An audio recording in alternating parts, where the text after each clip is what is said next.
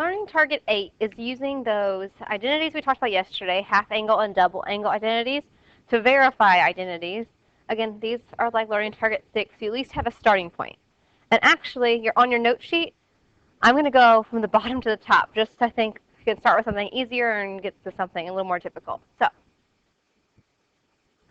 we will do this one over here first. Sine of x over 2 times cosine of x over 2 equals sine of x over 2.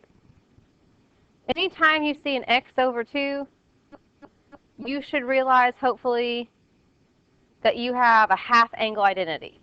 So I'm going to go back up here, and I'm just going to fill these in. Now, I'm not going to worry about the plus minus. I'm just going to assume everything is positive and go from there. So sine of x over 2 is 1 minus cosine x over 2 square root.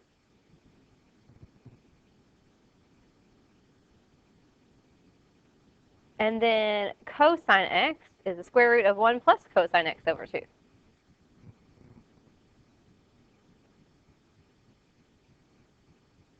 So all I've done is I've just replaced the identities with what they equal.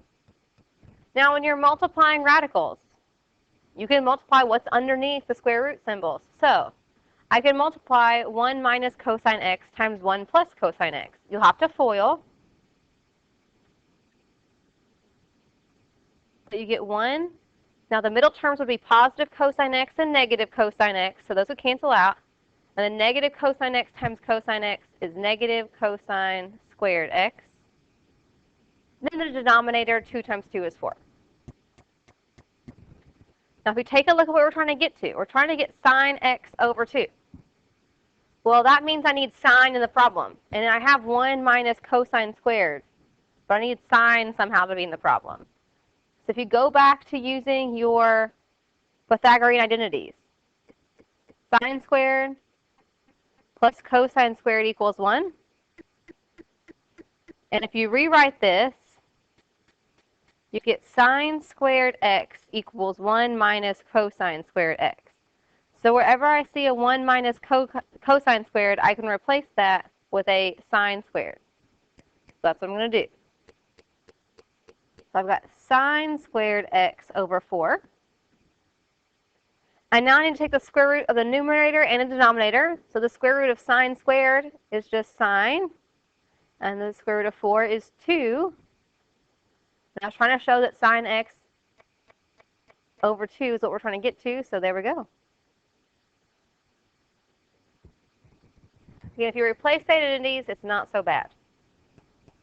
That one just had like one tricky step right here we had to replace with the Pythagorean. All right, on the next one, moving up the page of your note sheet. You have 1 plus 1/2 times sine of 2a. That's a double angle. So I'm going to replace that with the identity, which is 2 sine theta cosine theta. So 2 sine a cosine a. If I simplify that, I have 1/2 times 2, which is just 1. So I have 1 plus sine a cosine a. There's not much left I can do on the left-hand side, so to focus on the right-hand side. Now, I've got secant a plus sine a over secant a, and so I've got two options. I can split the fraction into two separate fractions, or I can change everything into terms of sine and cosine, and that'll work out as well. All right, so there's different approaches. I'm going to approach it by splitting the fraction into 2.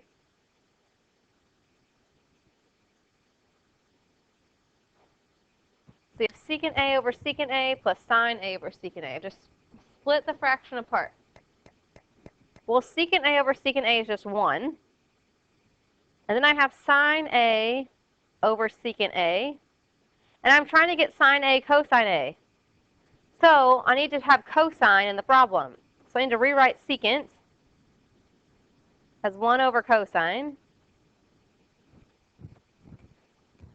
And this right here, if you multiply by the reciprocal, you have sine a over 1 times cosine a over 1 if you multiply by the reciprocal. So that's the same thing as having 1 plus sine a cosine a. And you've shown that both of the sides are the same. Questions about that one. And I don't think this was so bad. Got one more. Now it says tangent of 2 theta. Now if you go back to your identities, that could mean 2 tangent theta over 1 minus tangent squared theta. Or yesterday we learned that it could be sine of 2 theta over cosine of 2 theta. Right? So we need to decide which one of these we're going to use. So I'm going to work with the right-hand side first and see what happens before I determine what I'm going to have it equal to. So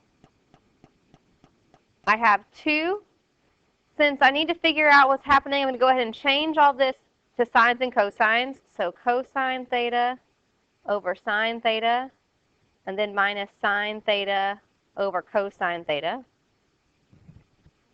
I need to be able to combine that, so I'm going to have to use a common denominator.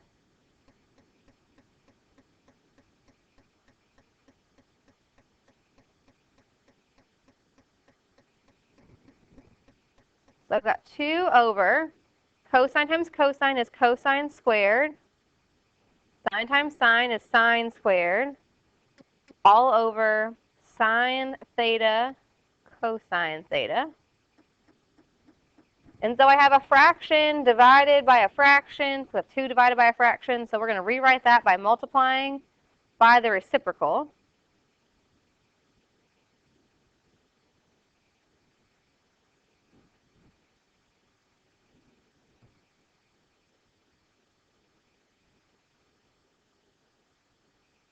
And so if I multiply straight across, I have 2 sine theta cosine theta over cosine squared theta minus sine squared theta.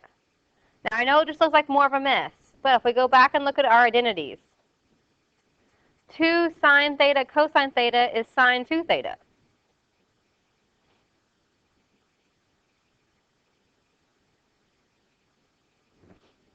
And cosine squared minus sine squared is cosine 2 theta. And sine divided by cosine is tangent of 2 theta, which is what we were trying to show. So that one is a little bit more confusing, a little bit more involved. But if you work with your identities, I think you could get there. So you need to be working on Learn Target 7 and 8 assignment, and I'm here if you have any questions.